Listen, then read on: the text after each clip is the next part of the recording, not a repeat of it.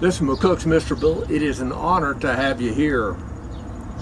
We've seen this summer numerous cities get hammered by organizations and so-called protesters that turn violent. And those organizations were there to cause as much trouble to that city as possible. Each city, from just destroying property, stealing, and even burning down entire sections of cities. It's interesting, rather than the law enforcement stepping in and having heavy fines and prison time, and perhaps even a death sentence for those type of people, they're being bought off.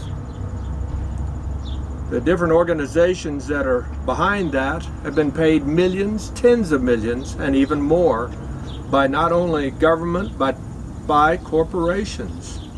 Perhaps they're trying to buy their own safety from these evil people. They're using money rather than going with force and weaponry and armies, if you will, to fight them. And you might say, well, it's because they're cowardly nowadays. But if you go back in history, the Vikings, which were nothing short of a terrorist group, rape and pillage was their two key things. And they'd come into small villages up to medium-sized towns and up through the river systems, and there they would attack. They would again plunder and rape and torture and haul off slaves and anything of value they took. A number of towns and cities, when they saw them coming, would immediately go out and offer them wealth not to hit their city. And quite often it worked. They would take whatever wealth they had and leave if they had enough wealth. And so that was, rather than to fight them, they just paid them off. So maybe it's not that much different today. Maybe it's not that much different. Even in the 1870s and 80s, towns would have, some of the larger ranches that might have as many as 50 cowboys come in on a Saturday night and want to tear up the town.